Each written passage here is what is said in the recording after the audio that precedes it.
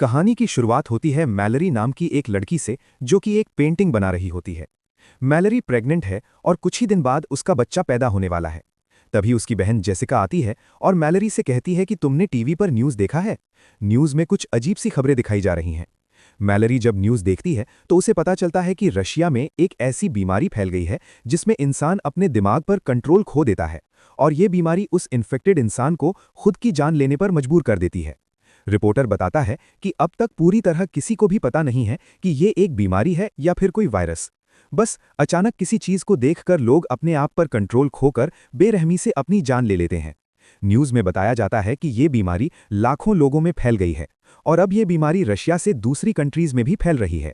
लेकिन मैलरी इस न्यूज को इग्नोर करके जेसिका के साथ अपनी प्रेगनेंसी चेकअप के लिए हॉस्पिटल चली जाती है। वहां डॉक्टर उसे खुशखबरी देती है कि बच्चा बिल्कुल ठीक है और जल्द ही वो मां बनने वाली है। ये सुनकर मैलरी खुश हो जाती है और वापस घर लौटने लगती है। लेकिन हॉस्पिटल से निकलते वक्त मैलरी की नज़र एक लड़की पर पड़ती है जो अपने सिर को जोर जोर से सामने के शीशे से मार रही होती है। ये देखकर मैलरी घबरा जाती है और जल्दी जाकर जेसिका के साथ कार में बैठ जाती है। मैलरी जेसिका से कहती है कि जल्दी चलो, मुझे लगता है कि रशिया का वो खतरनाक वायरस यहाँ भी पहुँच चुका है। बाहर सड़कों पर लोगों में हलचल मच चुकी थी और लोग खुद को मारने लगे थे। जेसिका जल्दी से गाड़ी स्टार्ट करके तेजी से घर की तरफ गाड़ी को भगाती है, लेकिन अब हालात और बिगड़ते जा रहे थे। सड़क पर बहुत सारे एक्सीडेंट होने लगते हैं। ये देखकर मैलरी बहुत ज़्यादा डर जाती है और तभी ड्राइव करते हुए जेसिका कुछ ऐसा देख लेती है जिससे उसकी आंखों का कलर चेंज हो जाता है। अब जेसिका अपने आप पर कंट्रोल खोकर कार की स्पीड बढ़ा देती है और सामने से आने वाली गाड़ियों से खुद का एक्सीडेंट करवाने लगती है। मैलरी उसे ऐसा करने से रोकती है। आरोप जेसिका नहीं रुकती, जैसे किसी ने उसके दिमाग पर काबू कर लिया हो, और तभी कार एक दूसरी गाड़ी से टकराकर इनका एक्सीडेंट हो जाता है। लकीली इस एक्सीडेंट में दोनों बच जाती है और दोनों गाड़ी से बाहर निकल आती है। लेकिन इससे पहले कि मैलरी कुछ समझ पाती तभी वो देखती है कि उसकी बहन जेसिका एक ट्रक के सामने आकर अपनी जान दे देती है।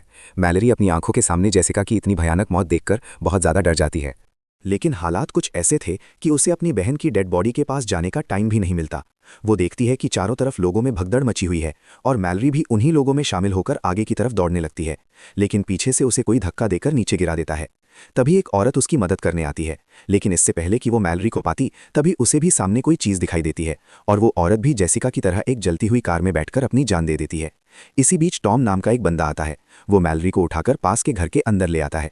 इस घर में पहले से कुछ लोग मौजूद होते हैं और ये लोग भी अचानक से ये सब देखकर बहुत ज़्यादा डरे हुए होते हैं।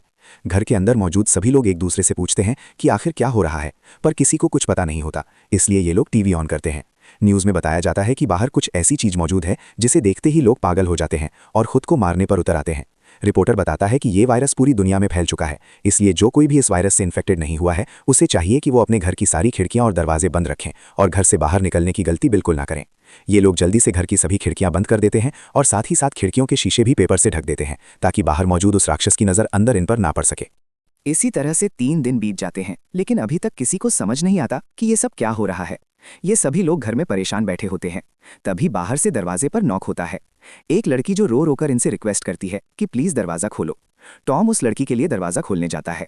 आरोप उसे दरवाज़ा खोलने से मना करता है क्योंकि उसे डर था कि कहीं ये लड़की इन्फेक्टेड ना हो। लेकिन यहाँ मैलरी डगलस पर बंदूक दान देती है और टॉम को उस लड़की के लिए दरवाज़ा खोलने को कहती है। टॉम उसके लिए दरवाज़ा खोल देता है और वो लड़की अंदर आ जाती है। उस लड़की का नाम ओलिम्पिया है और ओलिम्पिया भी प्रेग्नेंट थी। ओलिम्पिया से जब पूछा जाता है कि तुम अपनी आंखों पर पट्टी लगाकर यहाँ तक कैसे पहुंची, तब ओलिम्पिया बताती है कि उसका खाना खत्म हो गया था, इसीलिए वो एक एक करके हर एक घर का दरवाज़ा नॉक करते हुए यहाँ तक पहुँच गई। ये सुनकर डगलस कहता है कि हम सबका भी भूख से बुरा हाल हो गया है क्योंकि ये लोग भी पिछले 7 दिनों से इसी घर में